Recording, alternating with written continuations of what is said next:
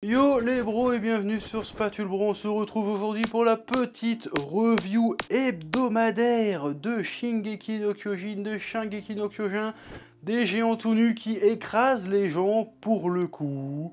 On va parler de l'épisode 28 ou 29, je sais plus, le dernier épisode de la finale, de la partie 2 de la saison finale. Voilà, parce qu'en fait, l'info est tombée hier. Bon, j'ai failli faire une vidéo exprès juste pour parler de ça, mais bon, la flemme, c'était dimanche. Ça a été annoncé, on se posait la question depuis quelques temps, on était au courant que cette saison n'allait pas terminer le manga, et donc on se posait tous la question, qu'est-ce qu'ils vont faire, une partie 3, un film, des OAV, qu'est-ce qui va se passer? Bon, le coup près est tombé, la décision est tombée, l'annonce est sortie, il va y avoir une partie 3, de la saison finale de Shingeki no Kyojin. Alors là, pour le coup, on peut dire qu'ils tirent sur la corde. Alors pourquoi ce choix? Est-ce que c'est parce qu'ils n'avaient pas trop le budget de faire une saison à 24 épisodes? Ils se sont dit non, vas-y, on va couper la poire en deux et puis on va garder, on va en garder sous le coude pour faire une saison 3, parce que voilà, oui. Alors après, la question du pourquoi, bon finalement on s'en fout un peu parce que de toute façon on n'aura jamais la réponse a priori. Après la question à se poser c'est le comment, parce que là il doit rester moins d'une dizaine de chapitres dans le manga si je dis pas de bêtises, parce qu'il me semble que ça se termine au 139. Donc là on s'est sur le 130, il reste 9 chapitres à peu près. Ça fait un peu short pour faire une saison de 12 épisodes, sachant que ça va être très orienté action bagarre hein, la suite. Donc est-ce qu'on va faire qu'une petite saison de 9 épisodes, 10 épisodes, mais des épisodes plus longs? Qu'est-ce qu'ils vont faire comme choix? À ce stade-là, j'en sais foutrement rien, mais bon, on va pas se poser des questions ad vitam aeternam. J'ai envie de dire, on verra bien sur pièce, hein, voilà. Bon, ensuite, on va s'attaquer à l'épisode. Alors, cet épisode était très sympa, c'est pas le problème, il n'y a pas de problème a priori. En fait, je sais pas pourquoi je commençais ma phrase comme ça. Mais l'épisode, en fait, il répond à une question. Et d'ailleurs, cette annonce aussi, finalement, répond à une interrogation qu'on avait. Alors, les animaux de lit n'avaient pas cette interrogation, mais ceux qui lisaient le manga avaient cette interrogation. Tiens, il est passé où l'épisode 123? Et qu'est-ce qui s'est passé, en fait? Pourquoi ils l'ont décalé, ce truc-là? Parce qu'en fait, oui, la moitié à peu près de l'épisode qu'on a eu aujourd'hui, cette moitié-là aurait dû être montrée bien avant, si on était resté vraiment fidèle au manga, au rythme du manga. Cette partie-là, la première partie de l'épisode où ils vont visiter Mar, Revelio, tout ça, et qui rencontrent le petit rebeu, parce qu'a priori ça a l'air d'être un rebeu, j'imagine, et qui vont boire un coup avec et tout, et qui vont visiter le Parlement et ce truc comme ça. A priori, ce truc-là aurait dû apparaître au moment où Eren enclenche le grand terrassement. Parce que normalement, dans le manga, Eren enclenche le grand terrassement, et puis boum, on a ce flashback-là de ce qui s'est passé, et puis après, on revient sur Armin et Mikasa qui sont choqués, ils font « Mais qu'est-ce qui se passe? Il y a du bruit, mais du chouette ». Donc on se posait tous la question, pourquoi ils n'ont pas mis ce passage-là tout de suite? Pourquoi ils l'ont supprimé? Pourquoi ils l'ont déplacé? Et maintenant qu'on sait qu'en réalité, bah, c'est parce qu'en fait, ils comptaient finir la saison là-dessus, ça a plus de sens quand on voit l'annonce. Tu dis, ah, effectivement, finir là-dessus, c'est pas déconnant du tout. Parce qu'encore une fois, en termes de rythme, c'était plus intéressant de faire comme ça, parce qu'en fait, du coup, parce que dans le manga, en fait, t'as la justification de l'acte, si tu veux, plus ou moins, parce que c'est ça, cet épisode, ça justifie un petit peu l'action d'Eren, entre guillemets, même si c'est pas que cet épisode, mais bon, ça explique plein de trucs, c'est pas juste un mec qui a pété un câble, c'est qui s'est vraiment posé des questions, on va y revenir. Et, genre, 10 chapitres plus loin, t'avais les conséquences, en fait, qui commençaient, c'est-à-dire le début du grand terrassement qui commence à arriver sur les côtes du continent. Et du coup, dans le manga, c'est vrai que du coup, ça cassait un petit peu le rythme, ça cassait un petit peu la hype, parce qu'on t'annonçait une dinguerie, on partait sur 10 chapitres où c'était du blabla, on boit des coups, on coin du feu, on se pardonne, on fait du social, tu vois, et après on repartait sur la bagarre. Donc là, ils sont décidés, non, on va laisser les motivations d'Eren super floues, on va pas répondre à tous les mystères autour d'Eren tout de suite, on va laisser les autres personnages digérer ce qui se passe, se motiver, retrouver leurs esprits et prendre leurs décisions d'empêcher Eren de faire ce qu'il fait. Et une fois eux, auront pris leur décision, on revient sur Eren, on expose ses motivations et on termine par le début des conséquences des choix qu'il a fait. Donc ça, pour le coup, je trouve ça plutôt astucieux, plutôt bien vu et plutôt efficace. Que ça permet de finir la saison sur un truc, un cliffhanger plutôt habile. Et qui donne envie de voir la suite, évidemment. Bon, du coup, il y a quand même une part de déception pour ma part, parce que moi, je voulais voir vraiment le grand terrassement. Là, pour le coup, on l'a pas vu, là. Là, il commence, il nous tease avec ça. Moi, j'en avais marre. Ça fait combien de temps? Ça fait 2 ans que j'attends de le voir en animé, ce truc-là. Là, je suis fébrile. Je fais putain, je vais devoir encore attendre 1 an pour le voir, avec une bonne chance sur 2 d'être déçu. Ça me saoule, en vrai. Là, je fais juste mon rageux, mais en vrai, ça me gave quand même. Qu'il y ait une 3e partie. Bon, quelque part, c'est bien, parce que ça me fera des reviews, si tu veux, donc c'est cool. Mais en même temps, 1 an de plus à attendre, quoi. Alors que le manga est fini, donc là, ça va être juste vraiment attendre pour attendre, quoi. Avant, on avait le manga, tu vois, pour se consoler. Là, on n'a plus rien, on est obligé d'attendre comme des cons. On va être là, ouah, on va avoir le temps d'oublier, en fait. Mais bref, parlons de cet épisode. Alors, c'est l'épisode qui donne un peu les clés de compréhension pour comprendre un petit peu pourquoi Eren fait ce qu'il fait. Et l'information importante à retenir dans cet épisode, en fait, c'est que Eren a hésité. C'est pas juste un psychopathe qui pète un câble et qui décide, vas-y, je vais détruire le monde. Non, le gars a mûrement réfléchi sa décision et a même été tenté de pas le faire. C'est ça, ce chapitre. Il a été tenté de pas le faire. Il a dit, vas-y, je connais l'avenir, mais peut-être qu'il y a une chance de le changer. Vas-y, on va essayer, on va y aller, on va essayer de leur tendre la main, voir ce qui peut se passer. Et il y va, et puis quand il va dans le Parlement, il dit ouais, il faut buter les démons insulaires. Il fait ouais, c'est baisé, vas-y, je vais prendre mon plan, tant pis. Voilà, pas le choix, faut y aller, comme dirait Faflarage. J'aime bien ce chanteur, je sais pas pourquoi. Prison Break, c'était cool au début. Bref.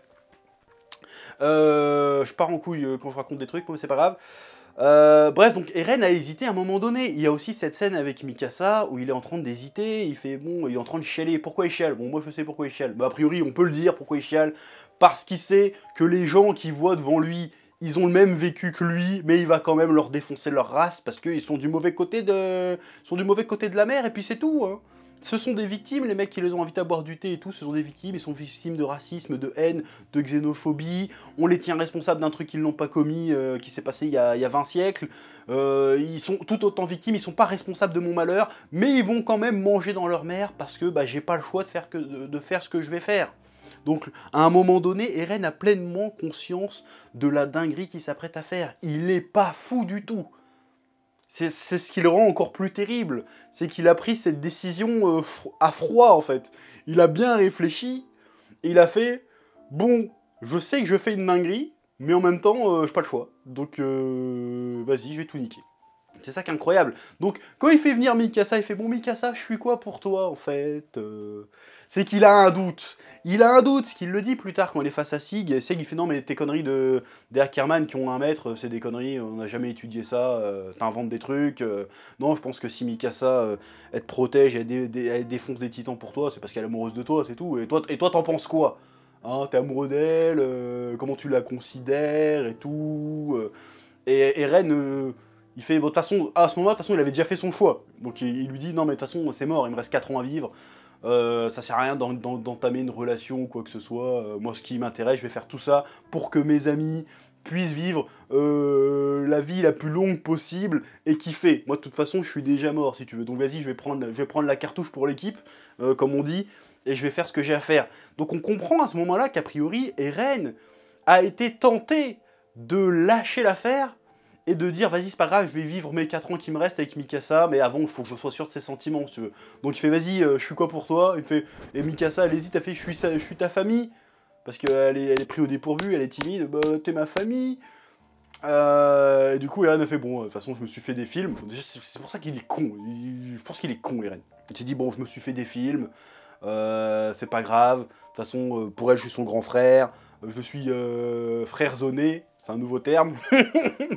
Vas-y, de toute façon, je perds rien, vas-y, je vais faire ce que j'ai à faire. Donc ça montre bien qu'Eren aurait pu reculer, et donc tout ce qui s'est passé jusqu'à présent, c'était son choix en pleine conscience. Bon, et là pendant que je te dis ça, j'ai des flashbacks de la fin du manga, et je me dis, aïe, Il y a un problème en fait, mais c'est pas grave. Et ce chapitre, j'allais dire cet épisode, nous montre aussi que Mikasa commence à se sentir coupable vis-à-vis d'Eren. Elle fait non mais comment ça se fait que Eren il est taré depuis le début, c'est un psychopathe qui veut détruire le monde, mais qu'est-ce qui s'est passé? Il a changé? Est-ce qu'il a toujours été comme ça? Est-ce que c'est moi qui ai jamais rien vu? Est-ce que j'ai été aveuglé par mes sentiments ou quoi que ce soit? Et t'as envie de lui dire non Mikasa, en fait le souci du problème c'est que t'aurais pu l'empêcher de faire ça en étant sincère avec lui en fait. Si t'aurais moins hésité et t'aurais été sincère avec lui, peut-être, et je dis bien peut-être, que t'aurais pu éviter ça. Et en réalité, c'est pas Eren qui a changé, c'est le monde qui a changé, en fait, je pense. Et du coup, Eren s'est adapté en fonction de ça. Parce que Eren, tout ce qu'il a voulu à la base, ce qu'il a toujours voulu, c'est la liberté absolue. C'est la liberté absolue. C'était pas d'être heureux qu'il voulait, c'était être libre. Ce qui n'est pas tout à fait la même chose. Et Mikasa a eu l'opportunité de pas le rendre plus libre, mais en tout cas de faire son bonheur à un moment donné. Et elle commence à se rendre compte de ça. Elle fait putain, si j'avais saisi ma chance, à ce moment-là j'ai fait un choix, j'ai fait le choix de pas lui dire. Et du coup, peut-être que je lui ai un peu forcé la main finalement. Donc je trouve cette dualité, cette opposition entre les choix qu'Eren a fait et les choix de Mikasa, très intéressante en fait. Oui. L'autre truc cool de cet épisode, c'est qu'on voit un peu le monde de Mars. C'est qu'à un moment donné, on fait « Oh, ils sont sympas en fait, ils bouffent des glaces, ils se promènent, ils font « Oh, la technologie, oh, une voiture, viens, on va lui donner des carottes. » Complètement con les gars, mais bon, c'est pas grave. Parce qu'à un moment, ils se baladent avec des jetpacks, les gars, ils devraient quand même être capables de comprendre que c'est une machine. Mais vas-y, admettons, c'est pour le gag, c'était plutôt drôle. Et puis ils sont là, ouais, en fait, la civilisation, c'est sympa, les Mars, ils sont sympas. Et puis direct après, t'as le petit voleur qui se fait choper. Et là, tu vois que les mecs, c'est des bâtards. Genre, encore ces migrants le Z président 2022, toi, les mecs, ils partent en couille. Direct, vas-y, juste pour un pauvre petit larcin. Les gars, ils sortent des saloperies. Limite, ils sont à deux doigts de lyncher un gamin. Tu te rends compte que les gars sont matrixés. Les gars, c'est des gros bâtards, c'est des putains de racistes. C'est des gros cons en fait, et que tout ça, leur monde, même s'il a l'air joli et tout, et en fait, eux c'est des cons qui se rendent pas compte de la chance qu'ils ont, et qui sont égoïstes, qui pensent qu'à leur gueule, et qui sont que haineux en fait. C'est assez intéressant aussi comme mise en scène, comme parallèle, comme histoire à raconter, c'est plutôt bien vu. Oui, un peu caricatural aussi quand même, mais très intéressant, oui. Ça montre aussi, encore, on peut faire un parallèle avec l'île du paradis. L'île du paradis, en fait, c'est qu'on est persuadé que ce sont des monstres, et en fait, quand on y va, on se rend compte que c'est des gens normaux, qui sont plus ou moins, sont des gens tout à fait normaux et a priori paisibles. Et là, on a l'inverse, on s'attend que Mars, ça soit paisible, et en réalité, ils sont paisibles, mais ce sont des gens pleins de ressentiments, pleins de haine, en fait. Donc j'aime bien cette opposition, encore une fois, qui est plutôt intéressante, cette espèce de miroir inversé, entre Paradis et Mars. Et on se rend compte que Paradis étaient tout à fait paisibles et qu'ils sont devenus des enculés, puisqu'ils sont en train de devenir clairement des putains de fachos, génocidaires, tout ce que tu veux, assoiffés de sang. Et on peut se dire, peut-être que en fait, du coup, les Mars vont faire un peu le chemin inverse. On verra ça la saison prochaine avec le grand terrassement, bien évidemment. Mais t'as envie de dire peut-être, trop tard, hein, les géants ils sont à 5 mètres. A priori, vous êtes baisés, les gars. Fallait mettre de l'eau dans son vin un peu avant, hein. Oui. Et ensuite, l'épisode se finit, la saison, j'ai envie de te dire, enfin la partie 2 de la saison, se finit sur le début du grand terrassement, le tout début, c'est-à-dire que les titans colossaux arrivent sur les côtes du continent. Et je dois dire que j'ai trouvé la scène, et là je vais faire mon chiant, j'ai trouvé la scène beaucoup moins impressionnante en animation qu'en manga. En manga, t'es saisi d'effroi, tu regardes le truc, tu fais « Waouh, la dinguerie !» En manga, t'es là, putain, mais c'est pas encore le grand terrassement, hein. Le truc après est encore plus dingue, mais tu te dis « Waouh !» Tu prends vraiment une gifle, tu fais « Ah ouais, ça déconne pas, tu vois ?» Et là, dans l'animé, j'ai trouvé ça... Bon, c'est peut-être parce que l'effet de surprise est passé, parce que j'ai déjà lu la scène en manga, tu vois, justement. Mais j'ai trouvé ça un peu mou du cul. Bah, tu sais, il y a la musique, il y a le côté « Oh, regardez, c'est le Shingeki no Kyojin !» Et là, tu fais « Oh, le manga n'a plus du tout le même sens, le titre du manga n'a plus du tout le même sens, c'est incroyable !» Mais j'ai pas trouvé que c'était impactant. J'ai pas dit « Ouah, la dinguerie !» J'étais un petit peu déçu, je saurais pas dire pourquoi. Je trouve que ça manquait d'effroi, c'était pas assez brut, c'était pas assez... Je te jure, franchement, la scène du grand terrassement, celle-là et ce qui vient après, dans le manga, je te dis, mais quand je l'ai vu, j'étais limite terrorisé, j'étais choqué. Je fais putain, mais c'est génial ce que je suis en train de lire, c'est un truc de fou, tu vois. Et là, j'étais pas en train de me dire, ouais, c'est un truc de fou. J'étais en train de me dire, ah, on voit un peu les pixels sur les bateaux. J'étais en train de me dire, ah, la CGI des titans colossaux, ils nagent un peu vite. Vous savez, ils sont trop agiles. Ils nagent comme des poissons, qu'est-ce qui se passe? J'ai pas eu l'impression de masse. J'ai pas eu l'impression de lourdeur, j'ai pas eu cette impression de fatalité, d'écrasement, de tout est foutu. J'ai pas eu ce sentiment de fin du monde en fait.